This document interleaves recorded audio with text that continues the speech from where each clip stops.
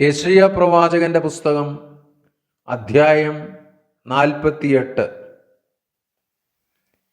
Israel എന്ന പേർ വിളിക്കപ്പെട്ടവരും യഹൂദായുടെ വെള്ളത്തിൽ നിന്ന് ഉത്ഭവിച്ചിരിക്കുന്നവരും യഹോവയുടെ നാമത്തിൽ സത്യം ചെയ്യുന്നവരും സത്യത്തോടും നീതിയോടും കൂടെ അല്ലെങ്കിലും ഇസ്രായേലിന്റെ ദൈവത്തെ കീർത്തിക്കുന്നവരുമായ യാക്കോബ് ഗൃഹമേ, ഇത് കേട്ടുകൊള്ളുവിൻ.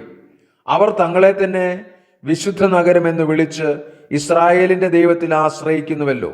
അവന്റെ നാമം സൈന്യങ്ങളുടെ യഹോവ എന്നാകുന്നു. പൂർവകാര്യങ്ങളെ ഞാൻ പണ്ടുതന്നെ പ്രസ്താവിച്ചു. അവ എൻ്റെ വായിൽ നിന്ന് പുറപ്പെട്ടു. ഞാൻ അവയെ കേൾപ്പിച്ചു. പെട്ടെന്ന് ഞാൻ പ്രവർത്തിച്ചു. അവ സംഭവിച്ചുമിരിക്കുന്നു. നീ കഠിനനെന്നും നിന്റെ കഴുത്ത് ഇരുമ്പു ഞരമ്പുള്ളതെന്നും നിന്റെ നെറ്റി താമ്രമെന്നും ഞാൻ അറിയുകൊണ്ട് ഞാൻ പണ്ടുതന്നെ നിന്നോട് പ്രസ്താവിച്ചു. എൻ്റെ വിഗ്രഹവും അവയെ ചെയ്തു എന്നും എൻ്റെ വിഗ്രഹവും ബിംബവും അവയെ കൽപ്പിച്ചു എന്നും നീ പറയാതെ ഇരിക്കേണ്ടതിന് അവ സംഭവിക്കും മുമ്പേ ഞാൻ നിന്നെ കേൾപ്പിച്ചുമിരിക്കുന്നു. നീ കേട്ടിട്ടുണ്ട്, ഇപ്പോൾ എല്ലാം കണ്ടുകൊള്ളുക. നിങ്ങൾ തന്നെ അത് പ്രസ്താവിക്കുകയില്ലയോ? ഇന്നു മുതൽ ഞാൻ പുതിയത്, നീ അറിയാതെ മറഞ്ഞിരിക്കുന്നത് തന്നെ നിന്നെ കേൾപ്പിക്കുന്നു.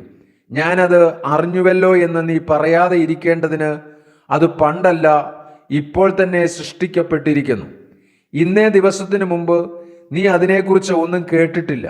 നീ കേൾക്കുകയോ അറിയുകയോ നിന്റെ ചെവി അന്ന് തുറക്കപ്പെടുകയോ ചെയ്തിട്ടില്ല. നീ വളരെ ദ്രോഹം ചെയ്തു. ഗർഭം മുതൽ വിശ്വാസവഞ്ചകനെന്ന് വിളിക്കപ്പെട്ടിരിക്കുന്നു എന്ന് ഞാൻ അറിഞ്ഞു. എൻ്റെ നാമനിമിത്തം ഞാൻ എൻ്റെ കോപത്തെ താമസിപ്പിക്കുന്നു. നിന്നെ സംഹരിക്കേണ്ടതിന് എൻ്റെ സ്തുതി നിമിത്തം ഞാൻ അടങ്ങിയിരിക്കുന്നു. ഇതാ, ഞാൻ നിന്നെ ഊതിക്കഴിച്ചിരിക്കുന്നു. വെള്ളിയെപ്പോലെ അല്ലതാനും. ഞാൻ നിന്നെ കഷ്ടതയുടെ ചൂളയിലാകുന്നു ശോധന കഴിച്ചത്.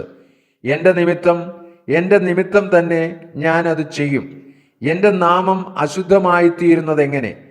ഞാൻ എൻ്റെ മഹത്വം മറ്റൊരുത്തിനും കൊടുക്കയില്ല. യാക്കോബേ, ഞാൻ വിളിച്ചിരിക്കുന്ന ഇസ്രായേലേ, എൻ്റെ വാക്ക് കേൾക്ക. ഞാൻ അനന്യൻ, ഞാൻ ആദ്യനും ഞാൻ അന്ത്യനുമാകുന്നു. എൻ്റെ കൈ ഭൂമിക്ക് അടിസ്ഥാനമിട്ടു, എൻ്റെ വലങ്കൈ ആകാശത്തെ വിരിച്ചു. ഞാൻ വിളിക്കുമ്പോൾ അവയൊക്കെയും ഉളവായി വരുന്നു. നിങ്ങളെല്ലാവരും കൂടി വന്ന് കേട്ടുകൊള്ളുവിൻ. അവരിൽ ഇത് പ്രസ്താവിച്ചു. യഹോവ സ്നേഹിക്കുന്നവൻ ബാബേലിനോട് അവൻ്റെ ഹിതവും കൽദേരോട് അവൻ്റെ ഭുജബലവും അനുഷ്ഠിക്കും. ഞാൻ തന്നെ പ്രസ്താവിക്കുന്നു. ഞാൻ അവനെ വിളിച്ചു വരുത്തിയിരിക്കുന്നു. അവൻ്റെ വഴി സാധ്യമാകും. നിങ്ങൾ അടുത്തു വന്ന് ഇത് കേൾപ്പിൻ. ഞാൻ ആദ്യം മുതൽ രഹസ്യത്തിലല്ല പ്രസ്താവിച്ചിട്ടുള്ളത്. അതിൻ്റെ ഉത്ഭവകാലം മുതൽ ഞാൻ അവിടെ ഉണ്ട്. ഇപ്പോഴോ യഹോവയായ കർത്താവ് എന്നെയും തൻ്റെ ആത്മാവിനെയും അയച്ചിരിക്കുന്നു.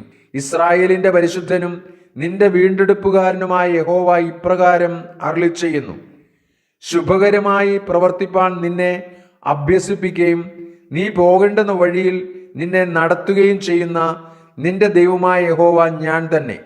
അയ്യോ, നീ എൻ്റെ കൽപ്പനകളെ കേട്ടനുസരിച്ചെങ്കിൽ കൊള്ളായിരുന്നു. എന്നാൽ നിന്റെ സമാധാനം നദി പോലെയും നിന്റെ നീതി സമുദ്രത്തിലെ തിര പോലെയും ആകുമായിരുന്നു. നിന്റെ സന്തതി മണൽ പോലെയും നിന്റെ ഗർഭഫലം മണൽത്തരി പോലെയും ആകുമായിരുന്നു. നിന്റെ പേർ എൻ്റെ മുമ്പിൽ നിന്ന് ഛേദിക്കപ്പെടുകയോ നശിച്ചു പോകുകയോ ചെയ്യുകയില്ലായിരുന്നു. ബാബേലിൽ നിന്ന് പുറപ്പെടുവിൻ, ഉല്ലാസഘോഷത്തോടെ കൽദേരെ വിട്ട് ഓടിപ്പോകുവിൻ. ഇത് പ്രസ്താവിച്ച് കേൾപ്പിപ്പിൻ. ഭൂമിയുടെ അറ്റത്തോളം ഇത് പ്രസിദ്ധമാക്കുവിൻ. യഹോവ തൻ്റെ ദാസനായ യാക്കോബിനെ വീണ്ടെടുത്തിരിക്കുന്നു എന്ന് പറവിൻ. അവൻ അവരെ ശൂന്യ പ്രദേശങ്ങളിൽ കൂടി നടത്തിയപ്പോൾ അവർക്ക് ദാഹിച്ചില്ല. അവൻ അവർക്ക് വേണ്ടി പാറയിൽ നിന്ന് വെള്ളം ഒഴുകുമാറാക്കി. അവൻ പാറ പിളർന്നപ്പോൾ വെള്ളം ചാടി പുറപ്പെട്ടു.